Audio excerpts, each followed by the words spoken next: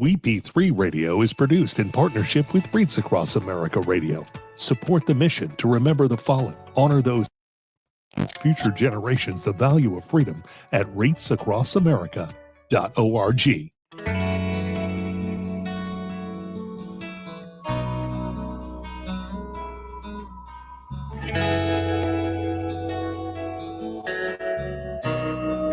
Patriot Radio, news partnership of Reads Across America Radio with the mission to remember the fallen, honor those who have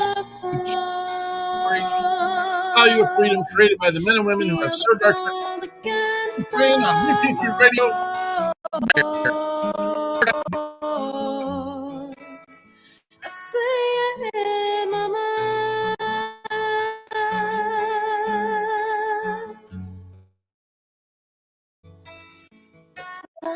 That is no more.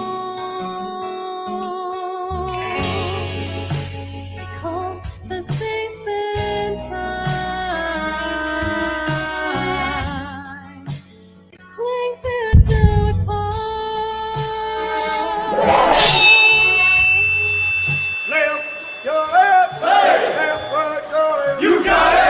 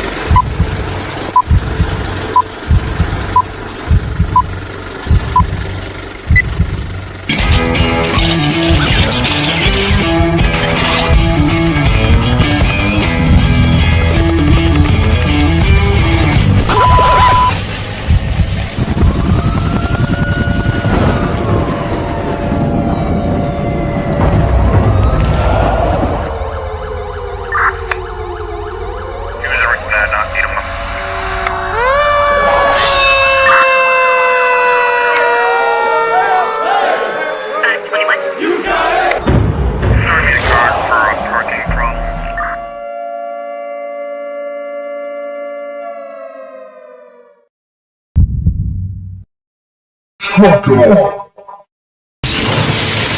Talkers, roll out.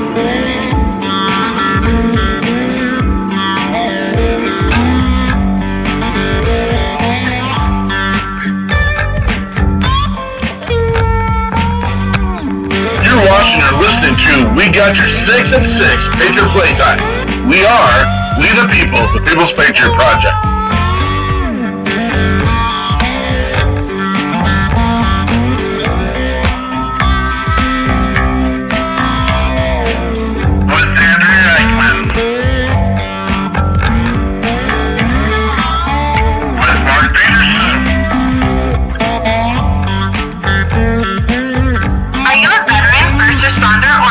Looking for a place to put your skill set, your thoughts, and ideas, or want to help continue the mission? You have come to the right place.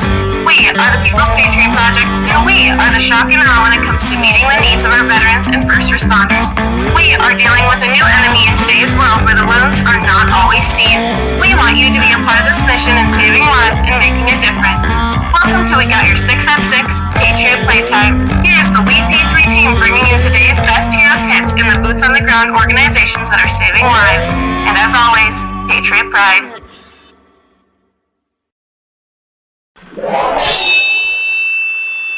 Left your left, left right, your left. You got it. Trucker.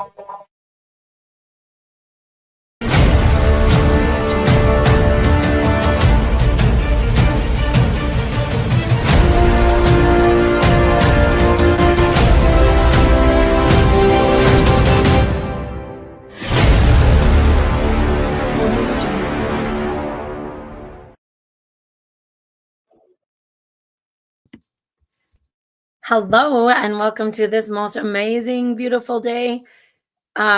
in December. It is the 8th of December, Sunday night. It is Andrea Eichmann here with the People's Patriot Project, and we are bringing you this week's episode. Oh my gosh, I think we are on a high number of episodes. Let's say like 230. Let's go with 230. We've been working hard putting these episodes together, making them interesting, making them fun, making them a reality check for some of us as well. We do this weekly podcast called We Got Your 6 at 6. We try to bring you a new guest every week, and a lot of times we bring a new artist as well, and then share all the good things and sometimes not so good things that are happening in our world.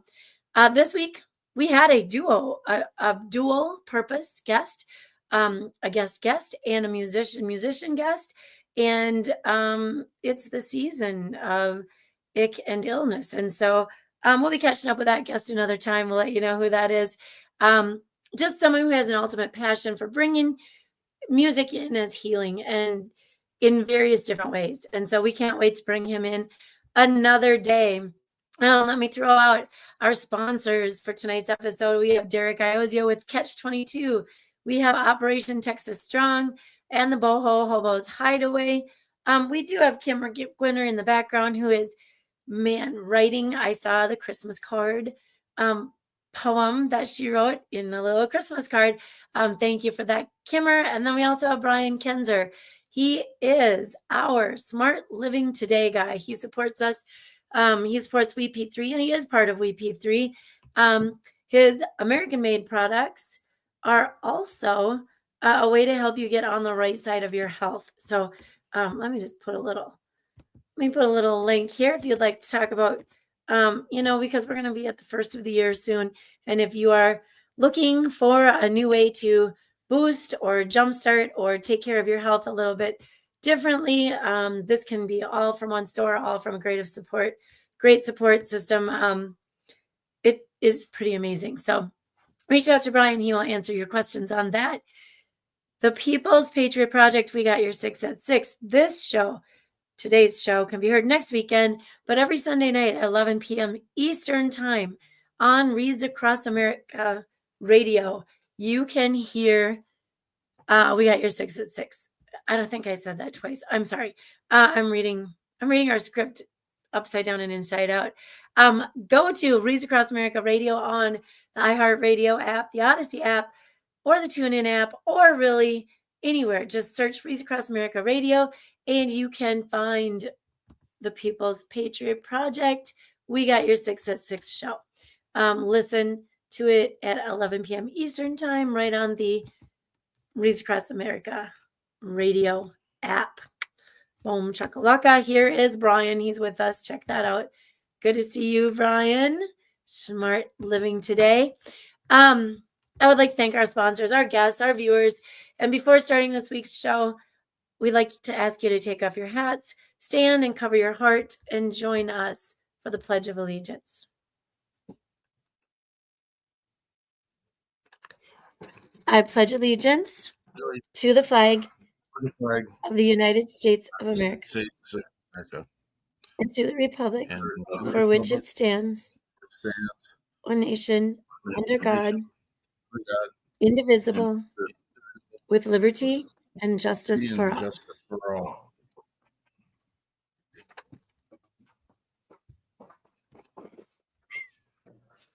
Woo! No noises. And here we are. Here we are. No noises. You don't got the noises? Well, usually you fill it in with your voice. What's going on? There we go. There it is. There's the voice. Boom. It is a night. I said beautiful. I hope it's beautiful for everybody. It was like 35 degrees here in Minnesota today. I consider that beautiful in December, January, and February. It is beautiful. It's probably not staying that way because I think Wednesday is below zero again. So let's eat it up while we've got it. Thank you, Amanda. Amanda, you are steady, stalwart. Love having you here. Jeremy Daniels in the house. Kim Gwinner in the house. I'm not seeing all those Did you already things put here. that on there? Sorry. I might be stepping on your 52 toes over here, there. yeah. Sorry. No, About like you're that. good. I'm trying to get other things working right now. So You There's felt my toes stepping on you? saw it coming. Hey, you know where else you can hear us? You can find these live. So like see our faces shows, not just hear our beautiful voices shows. On Rumble. Go check out our Rumble page. We have so many videos on there. And I'm just going to tell you, it is sometimes more fun to see, especially our guests. I mean, I'm not going to speak for Jonathan and Mark, but you guys can see us every single week. You don't need to see me every single week. You can go see our guests every single week and listen to them and be mesmerized by the music and all that good stuff. Yeah. Yeah. I'd say it's not necessary to see me in the face. No, but your tree. I definitely have a head that was made for radio.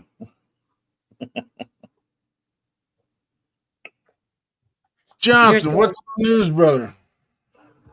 We have stuff in the news. So December is known as the month of giving. It revolves around people making a difference in society by helping others. Giving should not be done expecting anything in return. Giving to others does have a therapeutic effect, and based on the needs of the person you are giving to, you can actually help to save someone's life, give a child Christmas, or even provide food or shelter for a family. Donating and giving to charities you trust can create a positive cycle and lead to the betterment of several individuals and families in the process. December 8th, back in 1941, was the day that the United States and Britain declared war on Japan, following the horrific surprise attacks on Pearl Harbor. Coming up December 10th, but in 1896, so I guess it isn't coming up. In the past, December 10th, 1986, Swedish chemist Alfred Nobel died at San Remo, Italy. His will stipulated that income from his $9 million estate be used for awards recognizing persons who have made valuable contributions to humanity. Nobel recipients are chosen by a committee of the Norwegian Parliament. And prizes for peace, physics, chemistry, medicine, literature, and economics are presented annually in a ceremony in Stockholm, Sweden, on the anniversary of his death. Each prize has an estimated value of about $1 million. December 11th, 1941 was a major turning point in World War II. It occurred as Japan's Axis partners, Italy and Germany, both declared war on the United States. The United States Congress immediately declared war on them in return, and President Roosevelt then made the defeat of Hitler the top priority, devoting nearly 90% of U.S. military resources to the war in Europe. December 13th is the birthday of the National Guard. Established in 1636, the National Guard is the oldest military organization in America. Its members serve during times of war and emergency. Take time to honor those who have protected our country for centuries. The first militias were formed during England's colonization of the Americas back in 1607. In 1636, small local units of militia would merge into one unit, setting the stage for a true National Guard.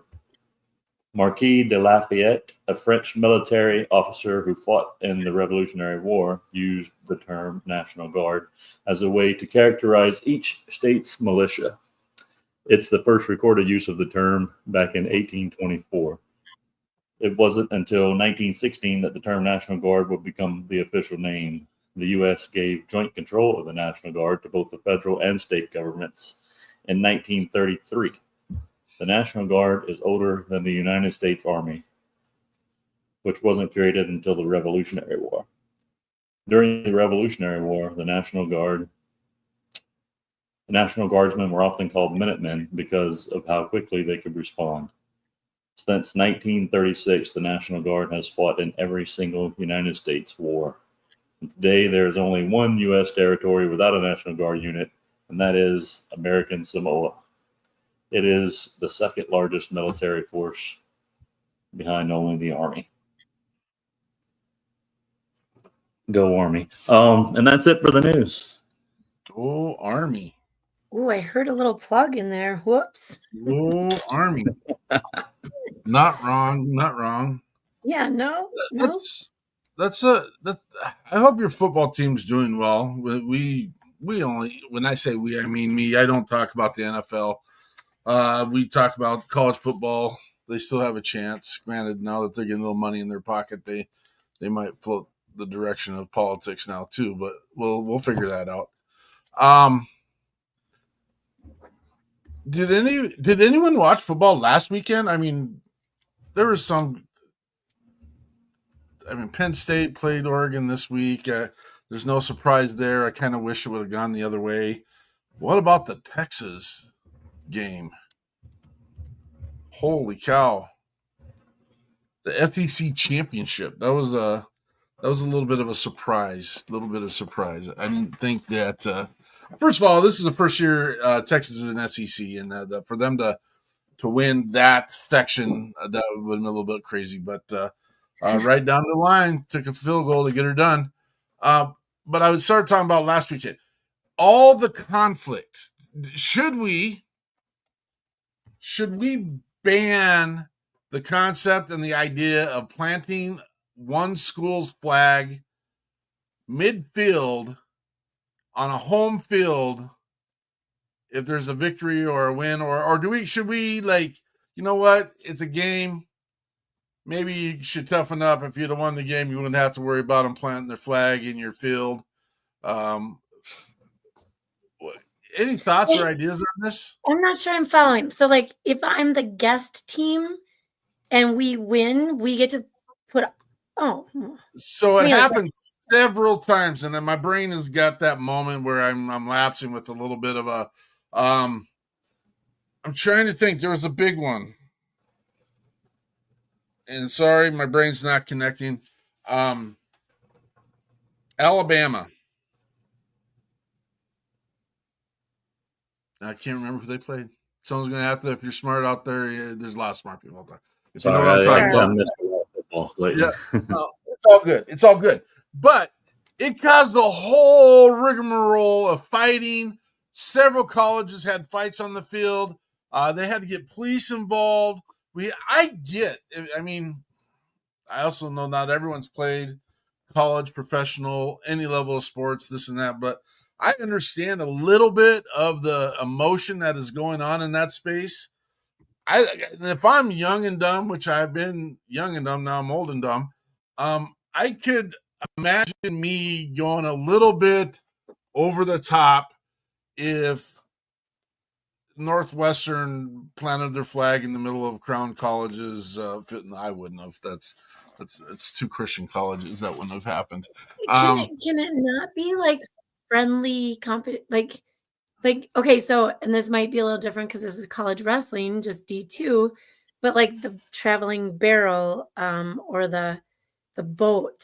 So, you know, they have to hand Minnesota it over. had their rival game this last weekend against Wisconsin, and it's a trophy game.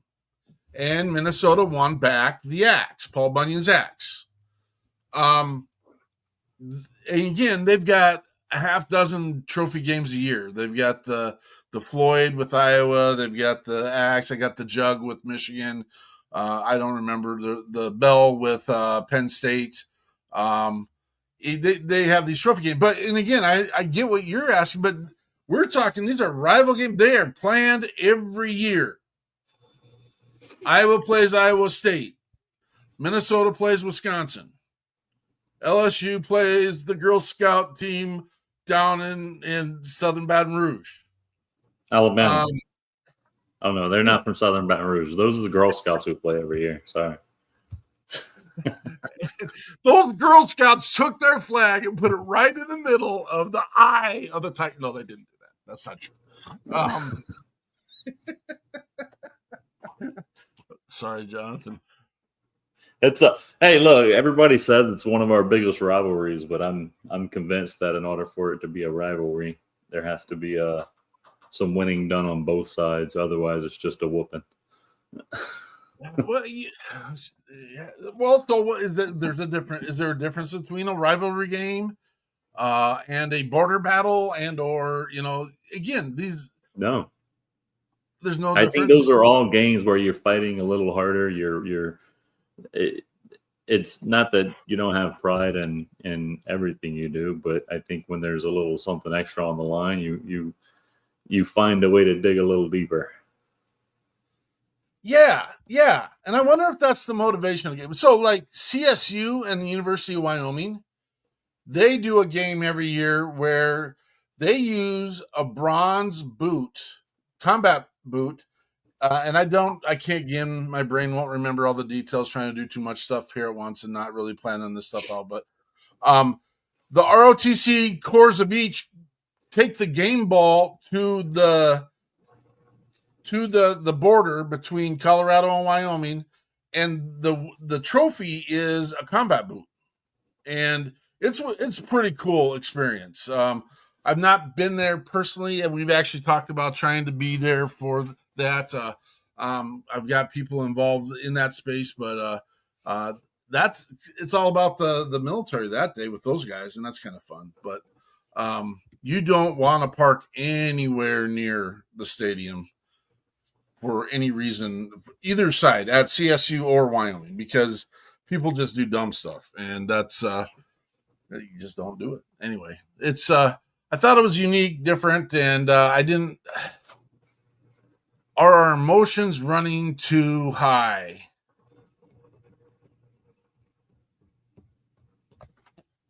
I think there's a part of that too. Like when you've at these point in these kids' lives, I'm not saying that they haven't lived or fought for anything, but this is the most significant part of their lives for most of them, right? Like this particular day, this particular game, this is future deciding. It's everything they've spent probably their lives since 8th and 9th grade working towards. And then when it ends and they don't have the outcome they desired, I'm sure there's a huge emotional crash, and when you're in that state, it probably don't take a whole heck of a lot to set you off. Yeah, I don't know that we can just yet let young men be young men, because they're not proven to be able to control it. I mean, do we stop the planting of the flag, or do we say, you know what, buck up, buckaroo? It's you didn't put enough on the field. Should we just let everyone bring their team flag and post that thing right in the middle? If you win, take ownership of that thing. I actually kind of like that idea, but I don't. I was going to say it'd make it a little more. You'd have a little more something to look forward to. If you don't want to see that, you shouldn't be on the field. I mean, head to the locker room. The part you don't want to see is going to happen. Indeed. It'd be like your best friend hooking up with your sister. You don't want to see this. Just turn around and go away.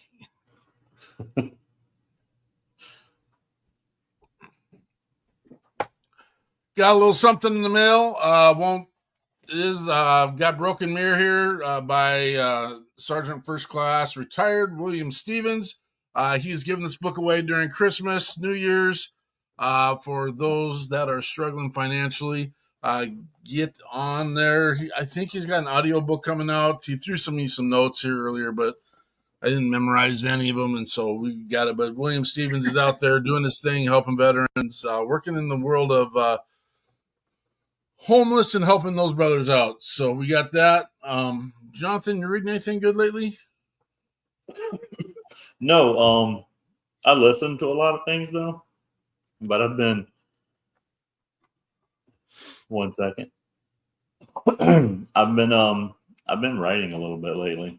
I've been wanting to get into speech writing and things like that. So I've been working on some stuff in that area.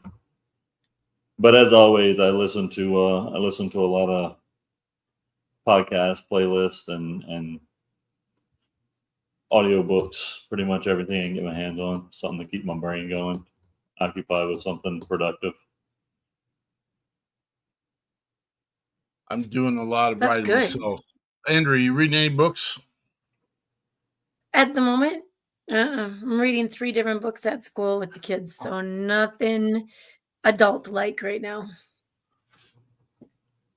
I am reading Extreme Ownership by Jocko Willink and Leif Babin. They said this was the leadership book of all time. I'm probably not going to be a good commercial for them right now because I love our brothers that were Navy SEALs. Love them. I know some personally. I exude your training, your drive, your passion. I love it. There's no doubt you are one of the most elite trained organizations in the country, in the world. Zero argument, zero doubt. Not everything's about you. Sorry. It's like the Marines and their birthday. You know what? You can have November 10th. That's your birthday. We don't need to hear about the rest of the year. And that's my opinion. You can fight me on it. You can talk to me about it, but there's too much of it that spills in. I'm excited to get to the points where they're actually talking about leadership rather than the things that they do as Navy SEALs. And maybe I'm not far enough into the book yet.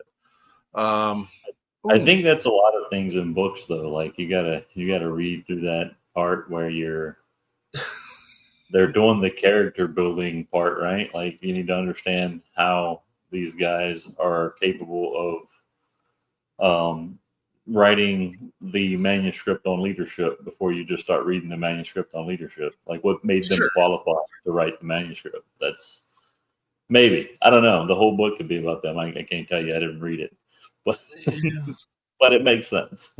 It just maybe, like I said, maybe I get a few more pages into it and maybe you'll get it. But I've heard a lot of positive things about Extreme Ownership. I have learned some stuff already. Again, I don't know when and where and why. When you read something, what is the trigger that makes you adopt it, receive it, adopt it, and acknowledge that it's the thing that you want to listen to? Because we got a lot of people doing this, and we could get into a political conversation about, what are your ideologies? What do you believe in? Where did that come from? As I did mention, I've been writing a little bit more. I started writing because it's important to have that conversation on perception. Why? Well, perception is based on education, and education comes from all gamuts of life, from your parents, from your clergy, from your scout leaders, from your best friend's mom, from, or dad, all those pieces, all those are important. And, but those build a perception of how you view things. And, when do you find that maturity level? And when do you find that piece that I am going to be a cat lover? I'm using that hypothetically. You don't. Yeah, that never happens. You don't find that. When am I going to become a dog lover? When do you just don't care either way? I mean, what are the factors? And I get, you're probably not going to be a cat lover if you didn't have a cat living in your house at any time of your life. I mean, you might like the idea of a cat. Maybe you do go explore that. I don't know if you'd become a cat lover. Same thing with a dog. I don't know when you start adopting the ideas. I mean, once something is planted in your head, and I think about this as an educator all the time. Once you plant a seed in someone's head, they have the option to accept it, get rid of it, or, spend more time on it. And those are important factors. And so I don't know. I'm kind of rambling a little bit. This is not our typical show, folks. This is just kind of the, I don't know, shoot the poo kind of one. We did have, as Andrea said earlier, our guest came under the influences of the viral air species that take down people, and it is what it is. We get through it. I hope everything is good with him. I already mentioned your super good book, bud. So right after it. That's funny. So we I don't know. I lost my train of thought. So It's not our normal show. well, it's not a normal show. Not a normal show. Yeah. So I usually this amazing team comes up with some of our listening materials during the time of the show. We had the amazing Scotty Frazier last week. Love having Scotty. Love what he's doing down in Texas. Love the network of people he's got down there. And just side music already. Oh no! Oh no! Jeez. Oh my gosh! I'm sorry. I was just scrolling. But you're welcome, Kevin Palmer, who's winning all kinds of awards right now. Nice. Smoking gun. Oops. This is why I don't usually scroll, because I must scroll hard. I don't know. I was going to ask you guys about, so what Mark's kind of leading to is, hey, audience, we need you guys to kind of crutch us through this conversation tonight, because what might we do? We might get lost in our thoughts sometimes. Dead space while Andrea looks over to the left, deep in thought. That's what she's trying to say. Let me find my ideas. Where'd they go? No, I was going to ask about the because this is near. I won't say near, but near to Minnesota, where we are from. What about the CEO of United Health? Oh yeah, United Health Partners. Yeah. What the heck? Kind of. And there's so many theories out there and ideas, but so we just got done talking about Fahrenheit 451, which was written in like 1948 or something, about cameras on every street pole and little helicopters that can follow criminals around. I would call them drones. And I'm like, I think they don't sell it as science fiction anymore, because it's actual real life now. And it's kind of weird, who's watching you? Well, everybody's watching you.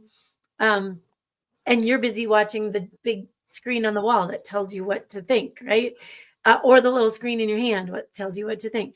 But anyway, who in today's world thought you would just appear, shoot, bang, bang in this? And okay, I don't know if this is true or not. This is something I just heard two people talking about, is that he usually travels with bodyguards, but this time didn't.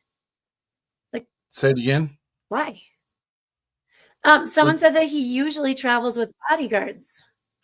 So that's, and again, what information I don't know. So what we're talking about is Brian Thompson of United Healthcare, and from Minnesota, local boy, and that's not why we're bringing it up. I think it's asinine that we have to even be looking over our shoulder, but at the same time, you know what? If someone's going to cowardly come up behind me and shoot me, they say in his belly. I don't see how he got shot in his belly, because he was aiming at his back. But back and legs is what I said. Yeah, and I mean, granted, maybe you let your guard. I don't know, man. The guy's he's not got any military background. Who thinks at 6 o'clock in the morning you got to worry about people? The guy showed up before they're saying that this is like a licensed possible hit, and I got some of the stuff up here. The guy's got a little smiley thing going on and everything, and I'm just like, what the? They're going to catch this guy. Yeah. Oh, they still held the meeting? I didn't hear that one. They did, because that was the annual shareholders meeting. They had to hold the meeting. They didn't even know why he was gone. Right. He didn't. No one even got the message that he wasn't. They started the meeting and was ready to roll, and so, and then they got the information later, and I mean later in the meeting, and so I mean I wasn't there. I didn't see it. I don't know what happened, but I know it's not the battlefield. I know if a man goes down, you got to pick up the pieces and get rolling. But I don't know, man. We're in a goofy. Well, you got to realize we just recently had a presidential candidate get on 3 different occasions. Granted, we don't get to hear all the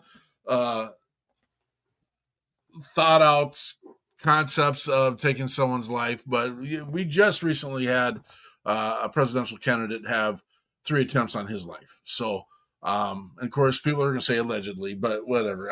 You know what? It's. I think that's the space in the world we live in now, man. And I don't know that I want to. What can you do? Be prepared. Be prepared. That's all I can say. Right. No, it's kind of crazy. Well, that led me to thinking about our first responders, which is another equal level of our nonprofit. And so sometimes, every once in a while, I will just Google what's happening in the world of first responders today. And it's funny because now that AI comes in and tells you what it knows about everything. But it's interesting because it says there's a strong focus on improving technology and communication tools to enhance their effectiveness, alongside with a growing concern for their mental health due to the stressful nature of their work, with initiatives to provide better access to support services and address issues like PTSD and burnout. Additionally, there's a push for better safety measures and training to protect first responders during hazardous situations.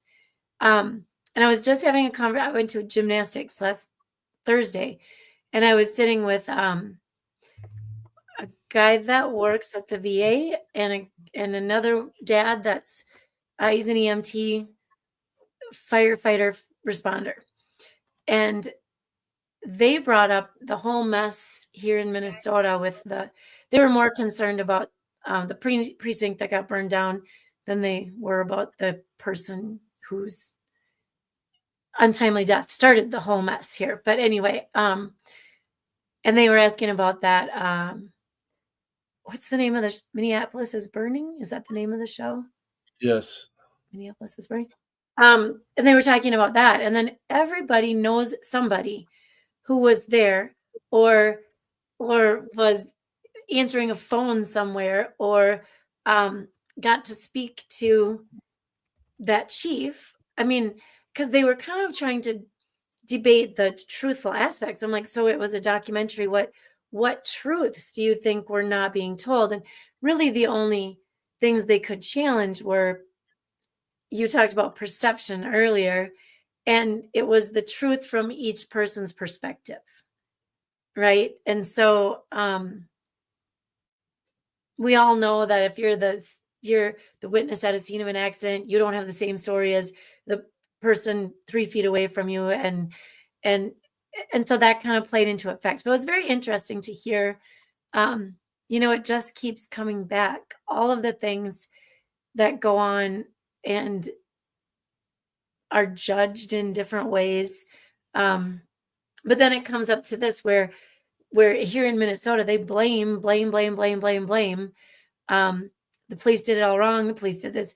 Well, I guess I missed the part where the one guy, Mr. Chauvin, his mom produced his training manual. And I'm not going to get into the politics of this, but in the training manual, it had the move that they say was not a move that's taught in Minneapolis Police Department. I'm not going to pick sides, but just saying all of the chatter, all of the evidence, all of the whatever. There's so much judgment, whether they do it right or they do it wrong. It seems like they do it wrong. You know what I mean? If the outcome's good, they still might have done it wrong. If the outcome's bad, they clearly did it wrong. And so there's no way for them to win. And so just imagine the state of mental health after an incident like that. Well, the frustration is that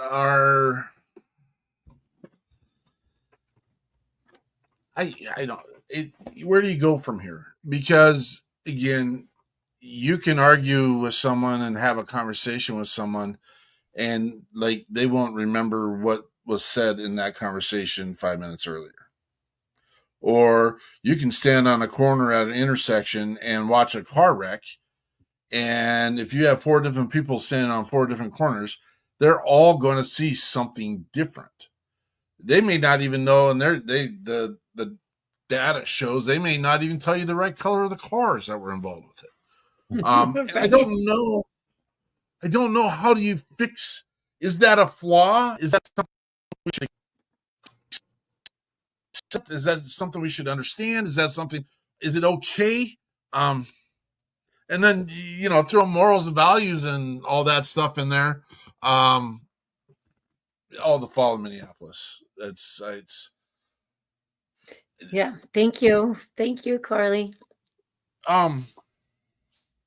and again, that's one-sided. That's a one-sided conversation. I've watched that documentary. I get it. I understand it. I want to believe it.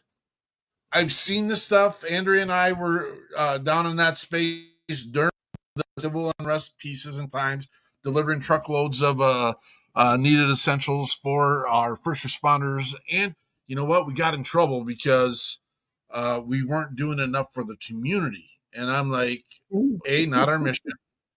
B, we sent another entire truckload of stuff that we couldn't use for our veterans and first responders. I mean, like jars of ragu spaghetti sauce they're not going to use that on as they're sleeping on the streets so that they can get some rest. They're not going to open up the can of ragu and eat. They needed their beef jerky. They needed their Pop-Tarts. They needed real. But we did. That shows the goodness of people's hearts, though. They brought diapers and they brought baby food, right? And we took it. We took it to places that needed it, and but we couldn't get into those neighborhoods at that time anyway. That's the other piece. Is we could have technically. Jonathan, when you're in the Army, what was your favorite Pop-Tart flavor? Gross. When I was in the Army, yeah, I didn't eat Pop-Tarts. When you were in the field, you didn't eat Pop-Tarts. There's always Pop-Tarts in the field. No. What? No. I think they had an MRE with a Pop-Tart in it. It was a cardboard with like brown sugar cinnamon or something like that. Maybe I don't know. I can't remember. Piece of cardboard with a little smear of sugar residue on it. Yeah, those were delicious. I hate Pop-Tarts, so it was never a thing. I never was really before military, I was big into strawberry Pop-Tarts. I don't know why, but a hot Pop-Tart dipped in cold milk was delicious to me. All right. Well, that's what they do in Louisiana, apparently. Andrew, what's your favorite Pop-Tart? No. Okay, so let me clarify. When you say flavor of Pop-Tart, I think there's only one flavor. Solid cardboard. Solid not cardboard wrong. flavor. You're not wrong. You're not wrong. And so never really. I think was there like a brown sugar cinnamon one at one time? Yeah, that was fun. Well, they got some crazy ones now. You can get birthday cake and s'mores and are you serving that up at the house there, Jonathan? Boston cream something or another. Wait, Boston cream pie? Oh. Just telling you, they got some crazy stuff. But remember, they all taste the same, Andrea, so don't get too excited. Right? But see, that's what I don't like Skittles. I heard Skittles all taste the same, but your brain tells you what to think when you taste them.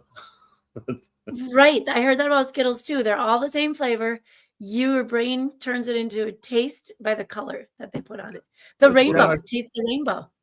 Kind of like pistachio pudding, right? Gross. No, I love that has pistachio lumps. There's I love lumps pistachios in general. But isn't it tapioca that makes it lumpy? Tapioca pudding is lumpy. Yeah. And isn't that what they use in that pistachio stuff? Fluff stuff? No. No. All right, we're going to take a quick break. I didn't give anyone a chance. I did kind of put it in the air, but I didn't give anyone a chance. Throw it out there. I know. We're going to listen to a little Scotty Hasting. How do we choose? Yes. Or how do you choose? See you in a minute.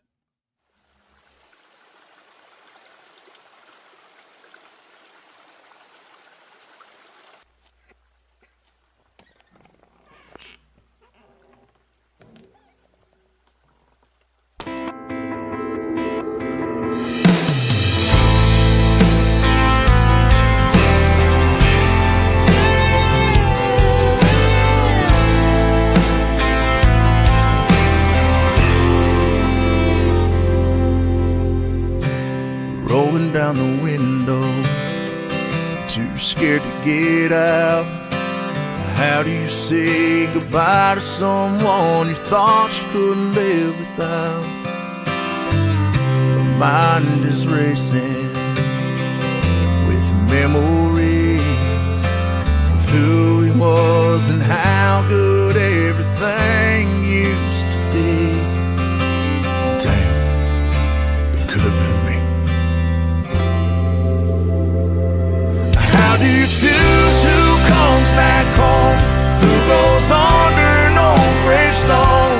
I'm just asking 'cause it makes no sense to me. Is it something that takes a little time? Does it even cross your mind? Or is this the way that it has to be? Tell me, God, did I wait? Why am I here? He's there with you. How do you choose?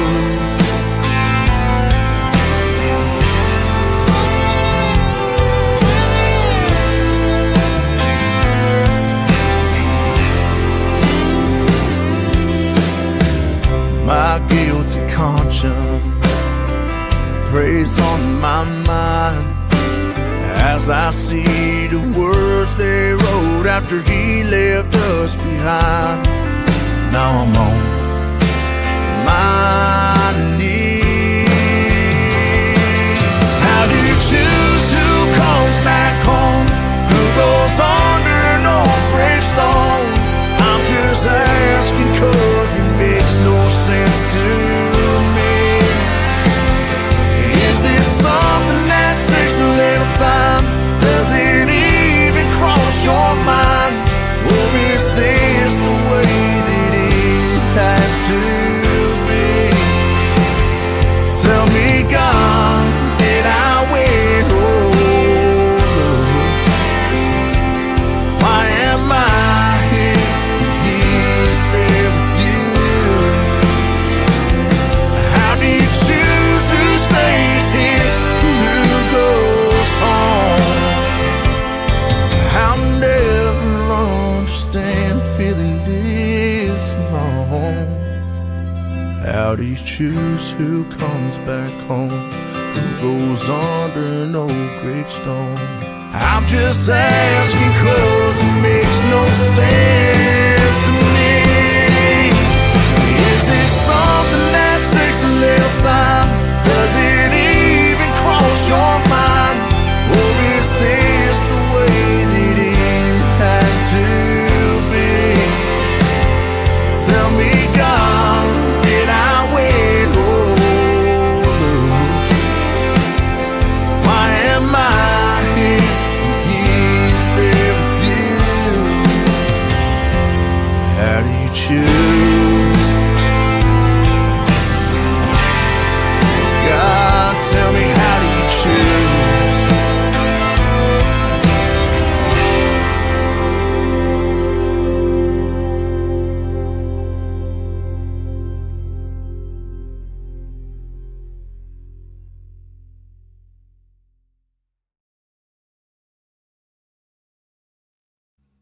That is our good friend Scotty Hastings with How Do You Choose? God, I've loved watching that guy go where he's been going.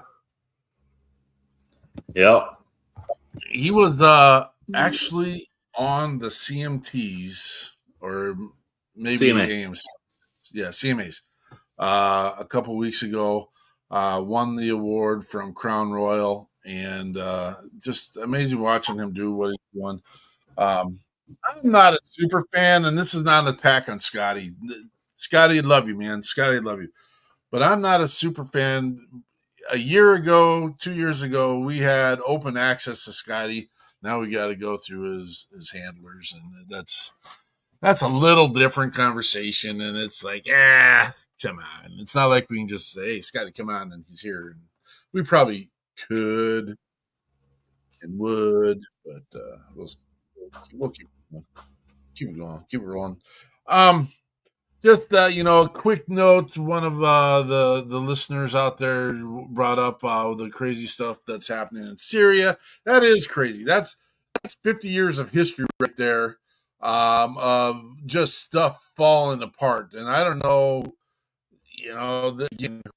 put to and where into what, but bottom line, Bashar Assad is now fled Syria and is hanging out with his people in Moscow right now. But that's an interesting conversation as well. But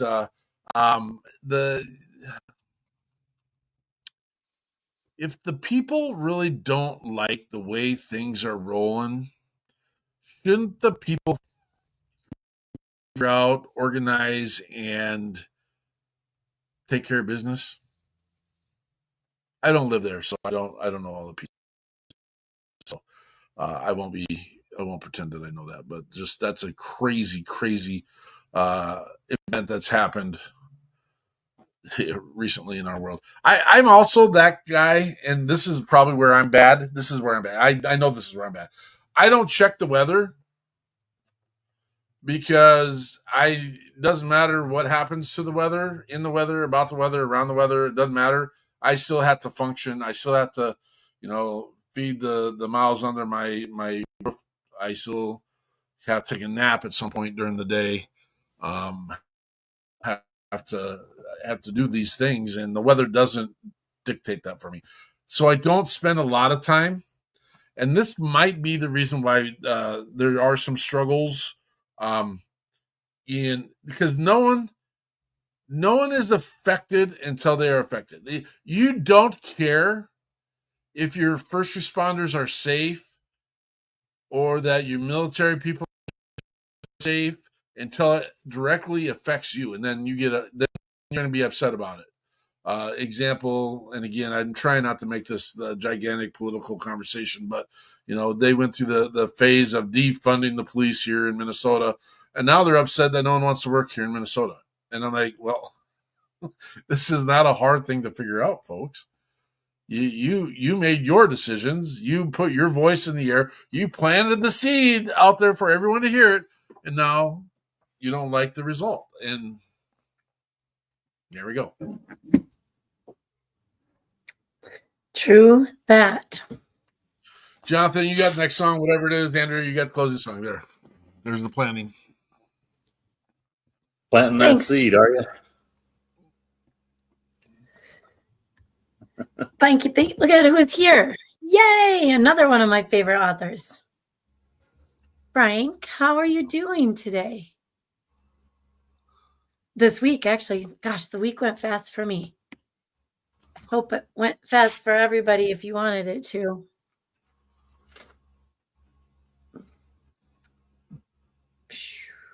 Uh-oh. The weekend went That's it.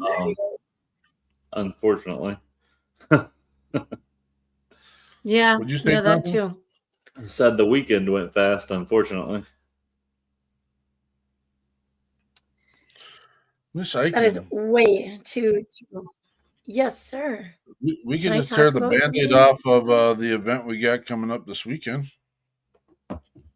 Let me Let me get on that quick. box for a minute. Uh-oh. You start.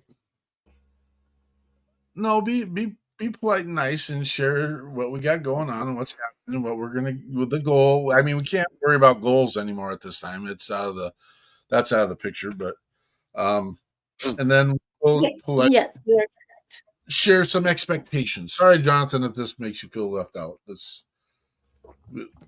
No, Jonathan lives right close. I checked out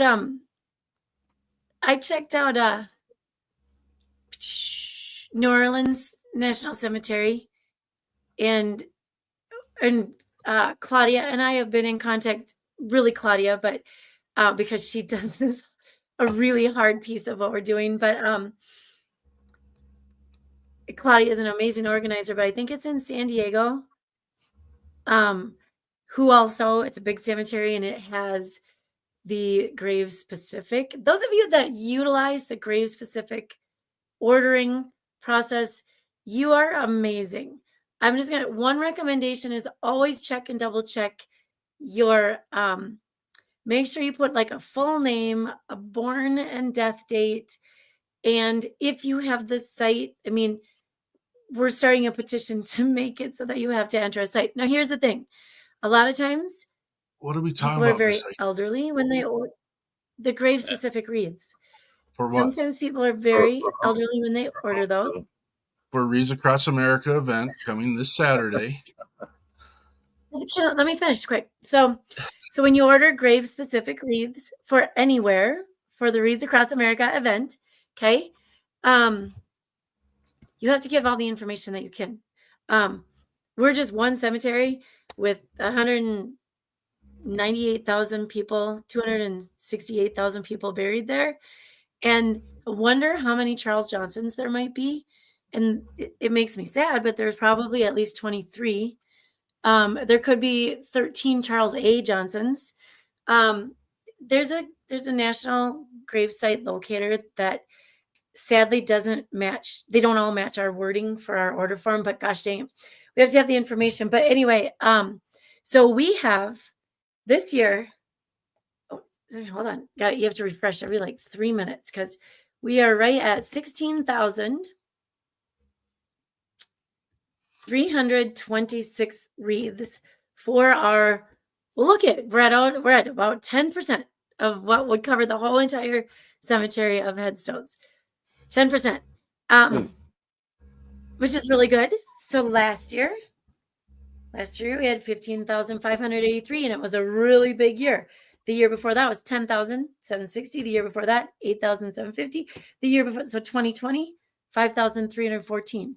See the growth? We are 3.5 times bigger than 4 years ago. So that's pretty big in the world of growth for wreaths. I am always stunned when I run across people that haven't heard about this amazing program called Wreaths Across America. It is covering most, I don't think they have all, because now there are a few new cemeteries that are national cemeteries registered with the VA and veteran cemeteries. Okay. And so Wreaths Across America came into existence when Merle Worcester had some wreaths, didn't know what to do with them, had a favorite memory from his childhood. First of all, he's very patriotic and he loves his country and those who fought for his country. And so he had this flashback to when he was a little guy with paper out, and he got a prize for being a good paper boy. They took him to Washington, D.C., and he was most impressed with Arlington, with the cemetery. And so when he had all these wreaths, fast forward like 20 some years later, and he said, gosh, what am I going to do with all these? And he said, I know what I'm going to do. I'm going to honor those buried at Arlington. So the first couple of years was just Arlington, and then it got really big, really quick. And then he started spreading it out. He's got some amazing people that work in the administrative offices and tons of volunteers, because that's what we like to do. It's volunteer, all of us. So now I work with Peterson to cover Fort Snelling National Cemetery in Minnesota, which is, I think, the third. The numbers bounce depending on if you're looking for people buried there or actual graves there, because it's not consistent, because there's a lot of family and spouses and family that aren't veterans that are buried there as well. And there are the columbariums, and there are the cremations that are different. So it's a big deal. It's a really big deal. And, we set our sights. I really wanted 25,000 wreaths sponsored this year so that it was a big, huge growth. Instead of 10,000 more than last year, we got about 1,200 more than last year. But any growth is great, in my opinion. On Saturday, the 14th, across the nation, national cemeteries at noon Eastern time, 11 Central time, 9 Western time, Pacific time, will start their ceremonies. And the ceremony is just a quick honoring of all those buried in the cemeteries, all those who have passed that have served their country. Okay. There's no race, creed, color, age, nothing. that separates them. They just fought for their country, and they're buried somewhere in the United States and beyond, right? And so the ceremony's quick. I don't know if it's longer in warm places, but in Minnesota here, it's set up to be 30 minutes or less. And we've got some great, Peterson leads us off and introduces our MC, Mr. Dennis Angel. And then we have our chaplain, Michael Ireland, who was on our show a while back. And then so we share some history, we share some love. We have some dedicated wreaths to 8 different flag pedestals. And then we tell how to place the wreaths, how to not place. And this is a little how it gets twisted, right? So there are a lot of Jewish people. I don't think our Jewish population at Fort Snelling is as big as other cemeteries, but we do have our people. If we tell them to go every other headstone, we always say, but watch out if it has a Star of David on it, then skip that one, because a lot of times the families don't want a wreath, which is a kind of a Christian. I don't know that it is necessarily, but it's a Christmas symbol, right? And so we skip those. But then Claudia told me the other day, she has a couple of families that said in their grave specific orders, they will have the Star of David, but we definitely want a wreath on it. So it's probably a combined household and they want the wreath. And so then imagine our little volunteers out there when they see the Star of David. So it's amazing. We finish our ceremony with the rifle volley, and the taps will be played, and then our color guard will leave, and then that signifies that our wreath laying volunteers can then head out, get their wreaths. The truck drivers are amazing. We have some that are going to stay. We have the trucking companies that are also bringing volunteers. We found out we need a little bit of security to keep people from acting like it's a good Black Friday sale. It's not take as many as you can get kind of day, so that at the end some don't get any. So we'll have a little more crowd control. And then we spend 2 to 3 hours, 3.5 maybe, placing wreaths throughout the cemetery. It did not take long last year. The weather was about like it was today. It was beautiful. It was a little bit rainy in the morning, but it wasn't freezing. And I think we had closing in on 3,000 volunteers last year. So think about that. 3,000 volunteers, 15,000 wreaths.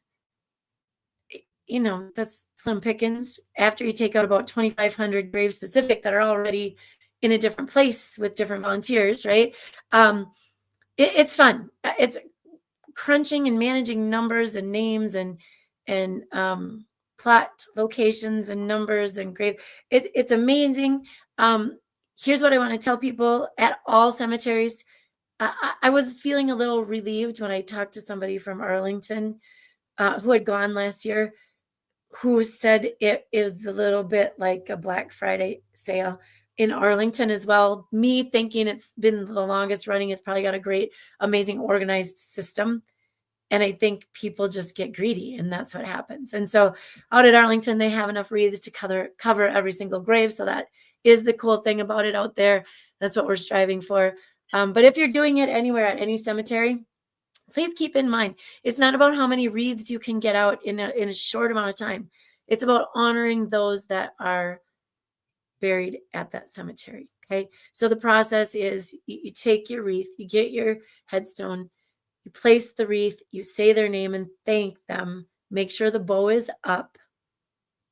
And then you can say more. I'm a little prone to talking to people in the cemetery. I've done a walkthrough of a smaller cemetery and just picked out all the veterans and gave them a little thank you. Hope your family's good. Yada yada. So you can spend more time if you want to, especially if they're running out of wreaths. But yeah. So that's our day next Saturday.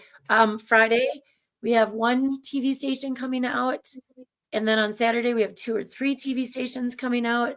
I haven't heard from any radio stations. I can't imagine they would like to be out there as well. But when you don't hear back, it's kind of funny. One of the TV stations, I sent 2 or 3 little emails to different people, because you never know who will pick it up, and never heard back. And then one day I got 3 emails from this person because I didn't answer back quickly enough, apparently. And I'm like, well, where do my emails go? Like when I send those in, where do they go? Why can't you answer mine? But anyway, it's okay. It's okay. We just want to get the word out there that it's about honoring those veterans that are in the cemetery. That, and yes, would we like to cover those who probably never get a wreath because they're in the far reaches? We would, but we need a considerable bigger amount of wreaths sponsored to make sure that we are doing justice that way. So, word to your wreaths. Lots Thank of you. good Sorry, that was lengthy. information in there. No, that's awesome. And she does such a nice job of being nice about it. And I sit and I get to read the emails that come through, and she does such an amazing job. And that's why I don't know that I'm gonna like label it as civilian nice, but I'm gonna tell you right now, the red leg gun bunny nice is not really there. I'm trying not to put a vernacular on this because it's not about you, people. It's not. This isn't about you at all. This is about honoring and remembering the men and women who have laid their lives down so you can gripe and complain about everything else you do in life. That's what it's about, okay? So it does hurt my heart that maybe people who did not follow through and or order their wreaths on time and or did not. Adam Bird, good to see you, brother. Patriot Pride. It's not about you, and I'm not talking to you, Adam. This is about the men and women, and this is about honoring them and taking care of them and doing those pieces. And yes, unfortunately, I'm not that smart, but I did come up with this analogy early, and Miss Eichmann gave me kind of an attaboy for the concept. If you bought tickets to go watch your local pro football team, you wouldn't call the team and say, "Hey, can't make it this time. Do you think you could start the game 15 minutes earlier, or maybe we can start the game the day before?" Could you do that? It's not going to happen, okay? So there's a time, there's a schedule. We're not in control of the time and or the schedule, okay? That has been handed to us, and we're going to accommodate the time and the schedule. I am sorry that something in your life is so much more important than this. I apologize. This is not about you, okay? I'm not going to kick this horse all night long. So the other part is, if the game starts at noon and you're tailgating at home and you've got 15 natties under the belt and you look at the clock and say, "Oh, it's 11:40, we should get to the game," chances are really high you're not going to get to your seat in time. And you probably are not going to call your local team and say, "Hey, we got a group of 8 people coming. Where should we meet? Where do we park? And what should we eat?" No, none of that is. This is an event that is to honor and to remember those that have served. It is not about you at all. Thank you for taking the time to at least taking the step to volunteer. Come and enjoy what we got. Come and enjoy the conversation. Come and enjoy the fact that you get to do whatever you want before, during, literally, and after, because these men and women have laid their lives on the line for you. That's it. Period. Done. I'm trying not to use the word dumb. Some people just aren't thinking out all their pieces. No. I'm watching, and it's just like, come on. I'm sorry you can't make it. No, and we'll get it figured out. But don't give me your nasty little quips at the end. We have one person who, I won't even remember the entire scenario, had the worst time of their life, and they just sent the email like 2 days ago, and is like, "Oh my gosh!" And I'm like, delete. Sorry. Everyone is welcome. Did you delete? I didn't even delete. No, I didn't delete anybody's stuff. I deleted it out of my mind for the moment. I said, Andrea will deal with it. Okay.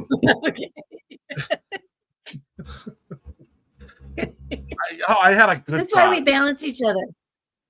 Oh shoot! Yeah. Not again. We'll pretend. It is. I don't know. It's an exciting thing. It's a new thing. It's when you sit there and look across and see that the people have a passion to remember and to be there. And it's cool as hell. If you miss it, it's because you're not planning ahead. And that's the bottom line. I'm not going to sit here and I'm not going to beat you up about it. Every single person that hears this message, every single person that gets an email from WeP3 and Reads Across America has the chance and opportunity to be part of the planning meetings that we do. We had one planning meeting every single month for the last 12 months. And I can tell you right now, a majority of the time, it was me and Andrea sitting in the room by ourselves. So, and Bob, or Bob showed up either a lot. or, right? Like, yeah. Don't get me wrong. There's, but of the probably 10,000 meeting opportunities, we probably met 150. So I'm here. I show up. I do what I need to do. I wish it was better. I'm going to continue to try to make things better. And that's what we're going to do. And I'm not going to let this be like a little blemish on something that's absolutely amazing good. And so that's what we got. That's no, it is Across America. And there's a lot. There's a lot to it. And here's Claudia and I had this conversation. I took on a special case. And do I have time? Well, you know what? I got to thank your sister Jeannie because I put her in charge of this. But it just was there are a lot of people that wrote to me this year that just lost their spouse in the last few months. And so it's their first venture out to Reads to Fort Snelling since the funeral, their first Reads Across America venture. And all I want to do is make sure that it's very special for them. And it's really hard to do one person out of 3,000 and make sure that is done well for them. But yeah, I want to make sure it is. And so those are the things that touch your heart. Not the ones that were upset last year because they didn't get there in time and didn't get a wreath to lay and didn't get a picture of their wreath because we don't really do a lot of pictures, but then can't make it this year, even though they said they would put their own wreath out this year. But could we still place it for them? Like, that's a lot of detail. I hope it gets taken care of. And I don't want to, because remember what I said, it's about the people that are buried at the cemetery. Those are the people we're doing this for. So, and their families. So it's awesome. It is really awesome. It just makes for some good story. You want to hear a good story? Call Claudia someday. She's got some good stories. She's from the Daughters of American Revolution. She's amazing. She organizes the 3,738. I think we're almost at 4,000. 4,000 grave-specific wreaths will be placed. There we go. It's pretty awesome. Jonathan, what we got for this now? Song 2. I have a habit when I play music from my phone now. Like, it goes through all the songs that I've liked on Spotify and all this stuff. And so when I'm at work and these songs come on, there's always that this guy I work with, he always looks at me and he's like, "He's a veteran, huh?" And I'm like, "Yeah." How do you know? But anyways, I listen to a lot of these songs at work and stuff like that. And one that I always enjoy listening to and singing is Irish Road by Mikhail Buck. Oh my gosh. So I don't think I just stole Andrea's song for the club. But anyways, this is Irish Road, Mikhail Buck.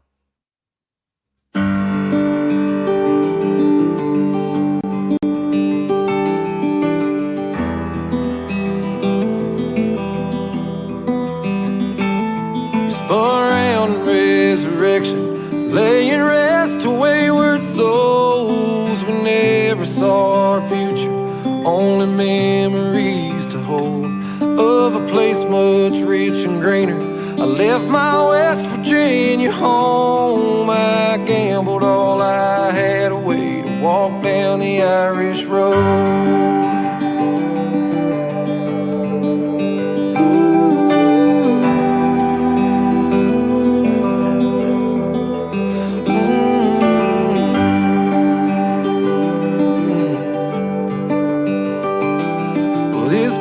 Dry and barren, but they say Jesus walked these streets. Keep a Bible right beside my head each night when I'm asleep. Well, I used to not believe it, but Mama prayed to save my soul, 'cause Lucifer's alive and well, he lives down the Irish road. St. Bridget, come and save me before the devil takes control. Once what was a heart of gold is now as black as coal. And I still see all the faces I laid beneath the cobblestone. Each night they come and haunt me from down the Irish road.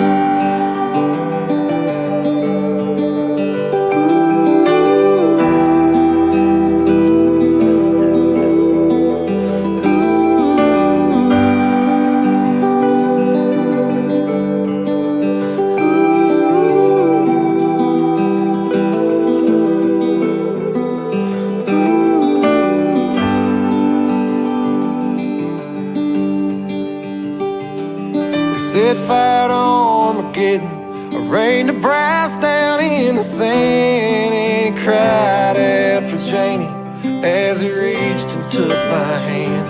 But now the piper man's blowing while the angels take him home. St. Michael lost another son down the Irish road.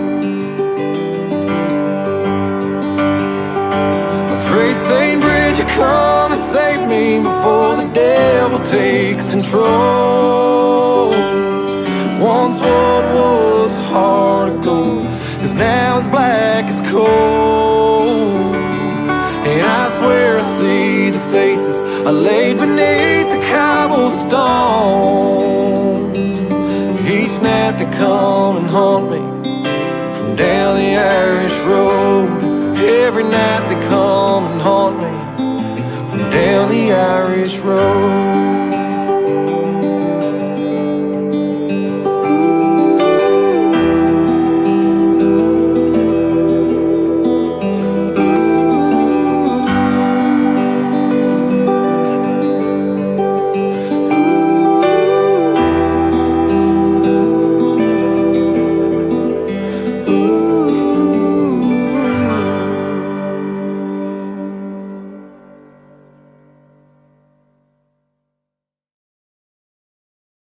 That is Michael Buck, Irish Road. That's gosh dang it. We got some good ones. If you haven't had a chance to check out P3 Radio, you'll hear songs like this and many more on an entire playlist. We do got to get the thing circulated a little bit differently, only in the fact that we got the same songs coming up during the start of the show every Sunday. Absolutely, Frank is a great song, a great story about a major traveled road over in Iraq that Michael spent much time on. We've had a lot of awesome conversations in regards. You don't get in and out of that space without taking the Irish road. So, and we've lost a lot of brothers and sisters in that space. So,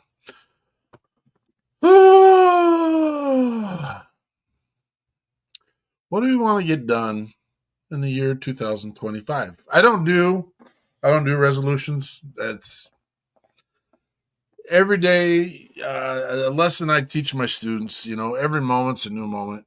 Every hour is a new hour. Every day is a new day. Every week's a new week. If you're going to wait for January 1st to make a change in something you're doing in your life, you're going to waste a lot of time getting to January 1st. So remember that on the daily. Restart your day. Restart your week. Restart me. Restart you. Restart. You got to go start your car every time you go somewhere. You might as well start your heart, brain, and mind every day you get up and trying to find a refocus and something that is going to make you better for that day. I got into this. I don't know if it's a weird conversation. It's a conversation. Are you a box checker? Like, are you goal oriented? None of these are bad things. I mean, my goal is to do this, so this is what I'm going to do. Are you checking boxes? Are you mission oriented? Is the goal and mission the same thing? Are you a growth? Is your goals attached to your growth?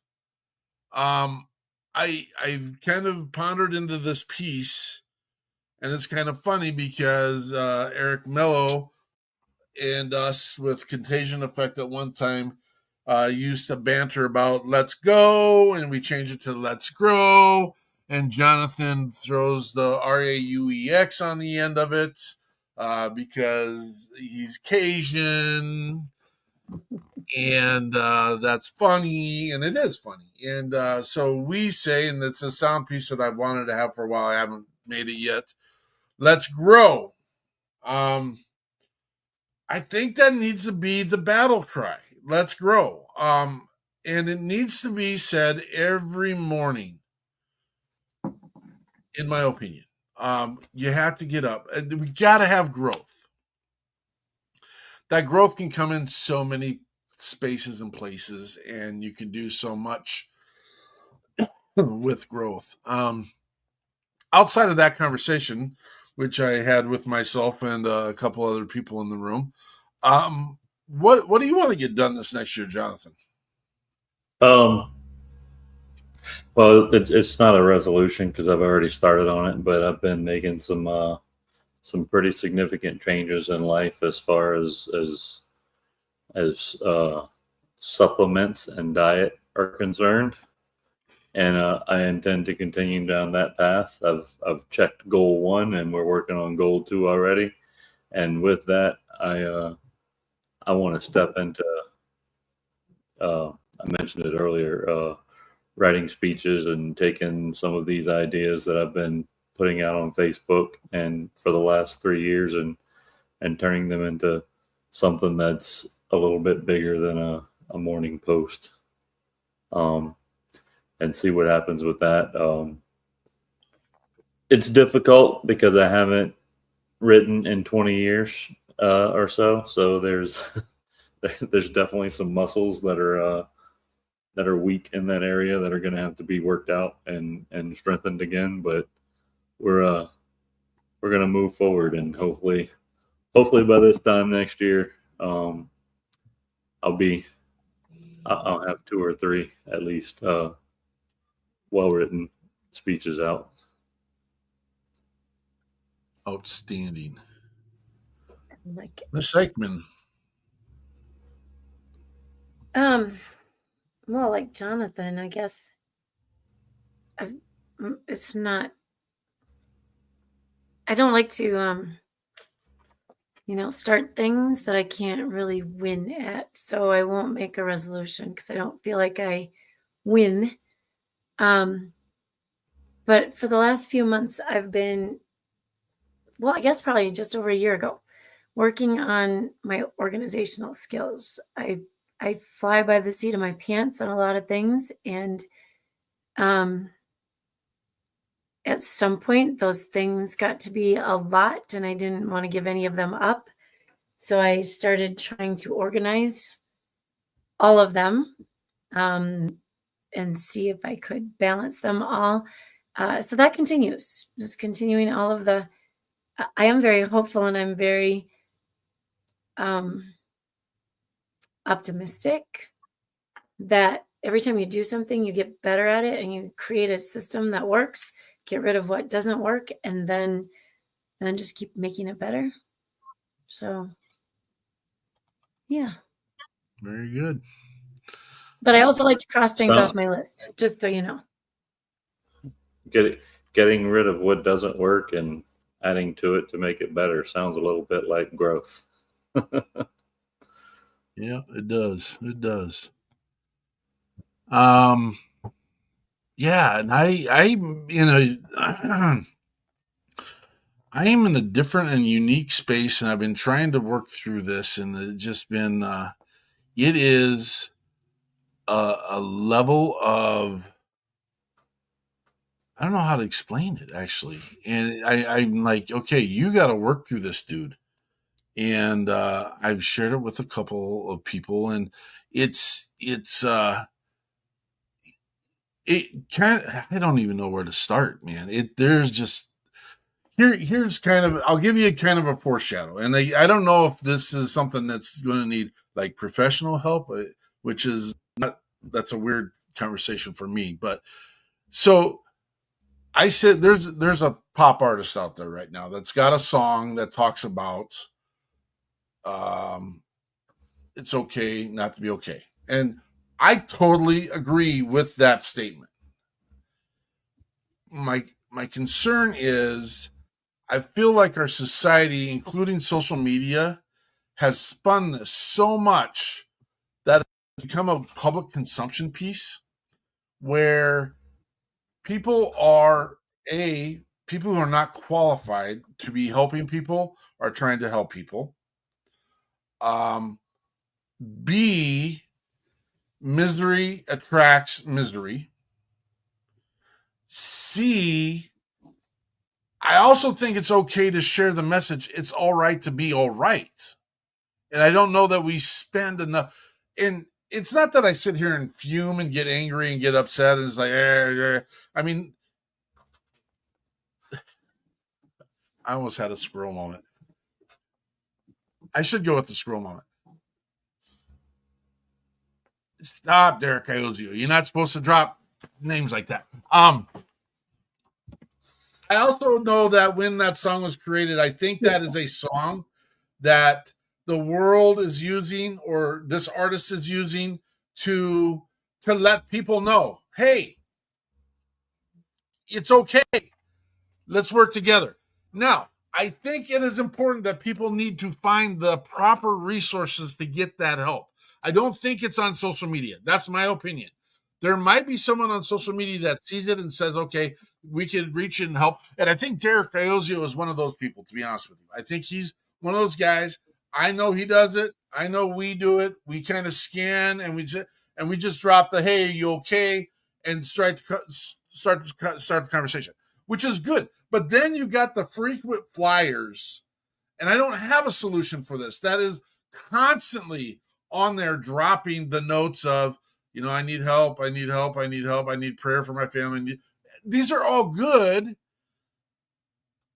but we also know what it's like to be in that world and realm, and you've got the one person that needs all that attention. And again, they're not getting the help they need. And I'm kind of rambling a little bit, but these are the pieces that I would like to sort out for the next year. I would like to sort out, why do I get so angry when people don't follow through, when I'm trying to tell myself in the head that we should have no expectations of anyone. But then how do you run a mission when you operate under those manners? And so I'm struggling with that. Going to work on it. Going to read some books. That's what I'm going to do. And we'll see if I adopt those ideas, thoughts, and so. This is one I'm excited about. Yeah, I like this one too. I know. I'm super excited about this, and when it all gets started, we're hopefully going to be able to hear a lot from Miss Amanda and have her on the show. Yeah, and we run this in a podcast, Jonathan. So when you put up something on the screen and say, I'm excited about this, our podcast might be interested in what you're talking about. So we were talking about goals for 2025 earlier, and Miss Amanda posted in the comments that she's hoping to have, and she's already started this process as well. So we're going to be safe to say that it's not a resolution. It's in fact going to happen, and it's already starting to happen. But she's going to use horses to heal Louisiana veterans and their families and emergency service personnel. And I'm probably going to be out there at some point when all this gets taken off, just to go be part of it. It's exciting, man. I think you should broadcast live. Is you should do. When she did the who was it we had on? Amanda Held, right? Yeah. When we had Amanda Held on, and she was talking about the horses or hooves, healing of our veterans equine services. I don't know why I remember that. That's good. That really it interested me, like some of the videos I've seen on her Facebook page, and just the interaction with the horses and stuff. And like I got some nieces that live in Texas, and they're 100 pounds soaking wet, but they can get on a 1,500 pound animal, and the animal does what they want. And I'm not inclined with horses or anything, but it blows my mind. And I think it's quite awesome, and I would very much like to be a part of that once it gets taken off. Very cool. I like it a lot. Just She's got you right here. Yeah. Mr. Stevens wants us to know what do we think about Tom McDonald? He's a musician. He is a political musician. My struggle with, and I'll just put it out there, Mr. Stevens, my struggle with it is he's got a gift, he's got a talent, he's got a message, but I also think that we're kind of in a space where we're poking the bear everywhere we go. And I agree with his messages, but at the same time, you're not winning over anyone on the other side with the story and the messages that he gets. And we got to figure out a way in this country how to undivide it. I don't know what that solution is. What I do know is poking the bear every time you walk around the corner is not going to make it happen. And so, do I sit and listen to his music? There's some I do, and I pulled up and like, hey, that's a good message for me. It's not a good message for someone that doesn't agree with that. At the same time, we're doing it to both. All of us are doing it to each other. It is what it is, man. We got to figure out how to fix that piece. Sometimes it's okay to keep your opinions to yourself. Oh. What is this absurdity? I know, right? You mean I can have an opinion and not force you to hear it? Right. At the dinner table? It's you know what? It's the same thing. It's the same thing that worked on all of us military folk have been on a team. All of us who have been on a team. And if you're doing something that's not benefiting the majority and everyone working together, well, if you really want to poke the bear, poke the bear. I'm okay with that. I won't get mad at you. I won't tear you down, Jeremy. I love you, man. You have a different little piece that probably does need to be poked.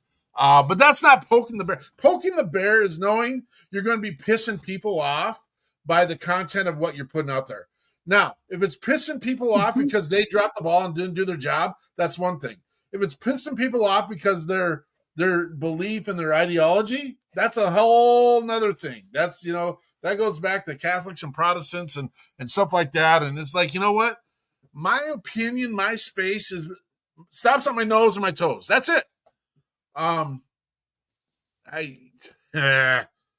could get on so many bandwagons with this crap, and it's like, you know what? It doesn't matter. It's just going to piss you and me off at the moment right now, and it's well, Scotty Frazier's Christmas music is up on WP3 Radio. So that's where you can see that. What else we got? I guess we're at that space. You can listen to his Christmas music, and then you can look at his toes in the freaking sand when he sends you pictures of the beach. That boy. And then he pretends to be nice and says, "Oh, sorry about that." Yeah. Oh, I wasn't trying to say. I sent him pictures of the snow outside my classroom at the time. There we go, Jeremy. We're talking some business now. Tacos. Tacos will fix everything. All right. Well, we got to close. Let's close. We don't need to do the song now. We probably should introduce guests next week, which is I don't need to tell you this. And final thoughts, Jonathan. Final thoughts. This right at the beginning of the show, we started talking about planting seeds, and so I kind of zoned out and went on a little tangent for a minute. But seeds need to fall on fertile ground before they can grow. You have to pile the soil, lime, fertilize before planting. You can listen. You can listen to all the podcasts, motivational speeches. Try to get yourself in the right headspace over and over again. But if you're not watering the ground, preparing the soil, your heart and mind, then the seeds will be plucked before they begin to grow and take hold of anything. You know that most things when they're planted, trees, things like that, fruit trees especially, it takes 2 or 3 years before you see any kind of small fruit on that tree, and you know, you got to keep going for 2 or 3 years without any results. So I guess the moral of it all is you got to have your heart and your mind right. You got to keep it right. You know, the drive, the passion, the want to, you don't just get it and things start happening for you. You have to keep that soil in good growing conditions and water it for it to get anywhere. So just because you had an idea and you got motivated and you gave it your best shot for a week or a day or a month and things didn't end up the way you wanted them to, don't mean you need to stop. It takes time, and just over the course of Bourbon Battle Buddies and doing that whole thing, man, I have struggled very often with wanting to shut it down and just stop doing what I'm doing with it, you know. And it was just recently that the idea and the concept of what I had wanted to do initially is beginning to take a whole new turn. And I don't know, man. I'm excited for 2025. There's going to be some simple, hopefully big changes coming on that end for me. And I just want to see everybody like Frank said earlier, I want everybody's goals and wishes to come true in 2025, and I want to be a part of that with everybody, and I want to share in the excitement and hopefully have a little of my own success to be excited about as well. Psychman. Awesome. Nice. I usually start with thanking our guests for showing up tonight. So I would like to thank you too for being here tonight. I think we did well. We kind of had a last minute, like, can't make it kind of thing. So I think we came up with some things to talk about, and thanks for sharing your insights and thoughts, you guys. I think that's it's all important pieces. I was just thinking about we say it pretty easily, unifying, not separating, listening. And so that gives me hope that there are a lot of others out there like our mentalities that can listen to others without wanting to bash their head against the wall, which sometimes that thought crosses a mind, but really we can still listen, even though some imagery might fly through our mind, right? I sometimes live by the whole, there's a couple people on social media that, and I don't go on social media often, and people are like, why do you still have that person? Like, I will go into a rage about something that they're posting, and my parents will be like, why do you even have them? Why don't you just unfriend them? And I'm like, because I don't know how the other people are thinking, right? There's people out there that think differently than me, and sometimes I learn when I listen to the ways that they think as well. So that's part of me. And I was thinking about your civilian. I could be my civilianness that's too nice to people, but I think there's a personality thing. It's that piece that cares about others. I think that makes me too nice in certain situations. So there's that piece too. If you're one of the, actually, I talked about this a few weeks ago. I'm an empath, 5 stages of empath. I didn't want to test that way, but I did. And so that's me. So what's coming up next week is Brian LaRose and Doug Mosito, who was not around tonight. He's usually around. Obviously a friend of Scotty Frazier's, because when he popped in last week, Scotty knew exactly who we were talking about. So we will look forward to seeing those two as well. I'm going to pop this up here again. We have this amazing radio station. Please check out WeP3 Radio, you guys. Check out Reads Across America Radio. It's funny when you know the people and you hear their voice on the radio all the time. You're like, whoa, I know that person. Right, Jeremy, that's part of listening, right? You can go over to the grass over there, but you never have to go to the grass over there. You just look at it, right? And so thank you again, everyone out there. Amanda, we're going to catch up soon. Frank, we will catch up again soon. Jeremy, we are here and love hearing about what you're up to. And everybody else, Travis Partington, I saw earlier. Brian, I saw earlier. Thanks for popping in.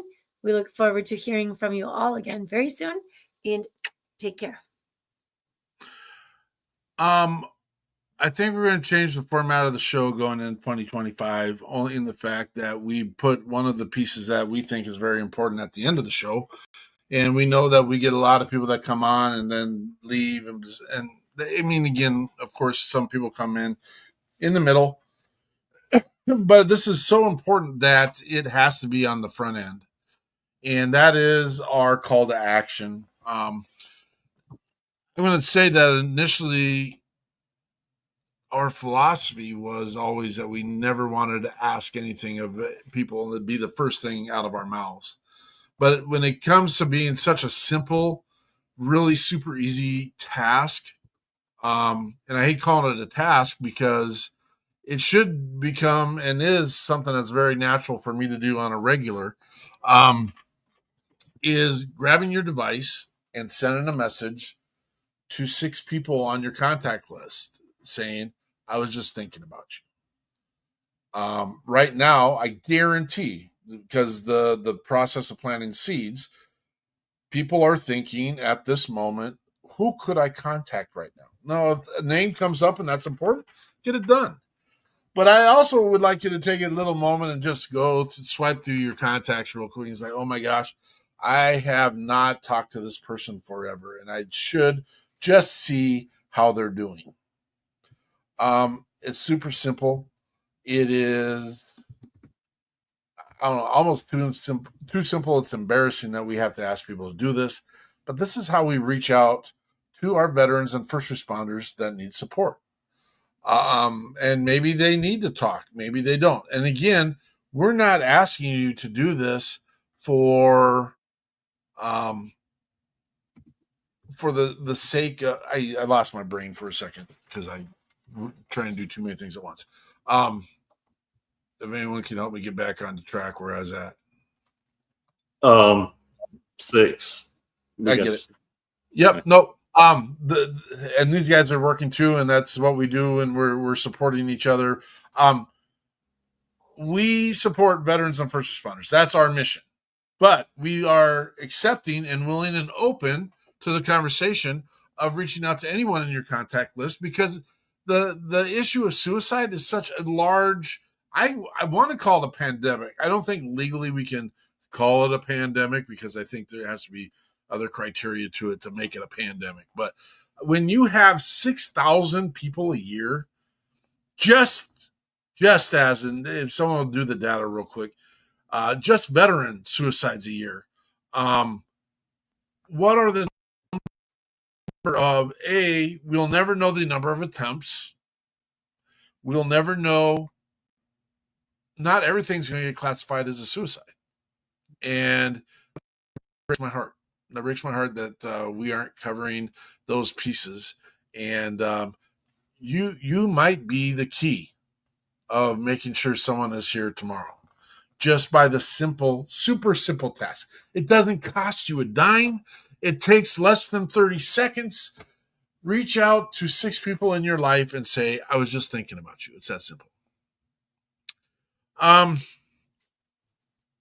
know. I guess that's my taking boy. That's what I got right now. Eichmann, what's our song? I've got a good song. You guys, so you start scrolling and you're thinking about everything that we've been talking about today, and you want to maybe be funny and you want to maybe be serious. And I think we're going to go right here with John Hensley and Days Where It Won't Rain. Are we saying goodbye with this, or are we? Come see us tomorrow, 4:30 for our debrief. Patriot Pride. Thank you. Have a good night.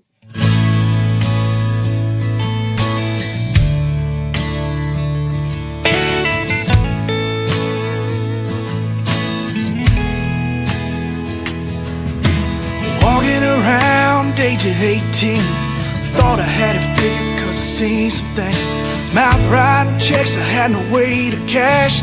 Just a dumb kid living hard and fast.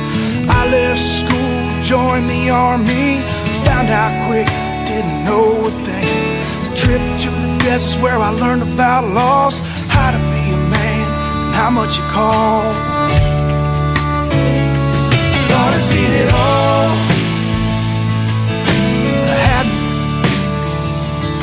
See, living and dying and laughing and crying all happened. But I know it can't always be that way. Good times come, hard times will fall away, and I'll see better days, days where it won't rain.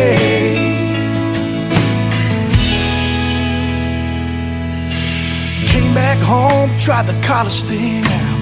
Wasn't for me what they were talking about. Mind playing tricks had never played before. Didn't realize it'd be another war.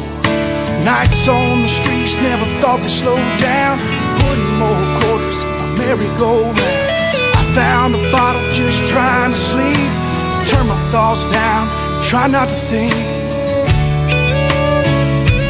thought I'd seen it all,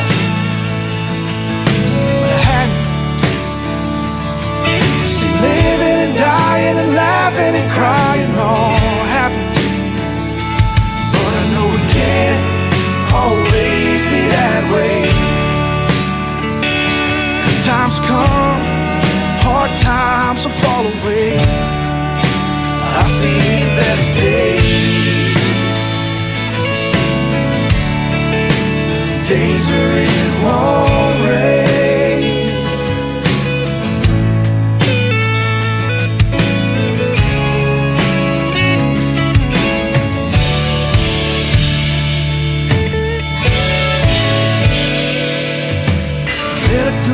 And I settled down, 2 little girls running around. Heart so full, a great family. God so good, I can't help but believe. Even on the days I think about the pain, remember the times all I saw was the rain. I know now the Lord was always there. Was never alone, not anywhere. I thought I'd seen it all, but I haven't. I see Jesus and angels and loved ones lost, it'll happen. And I'll be singing sunshine every day.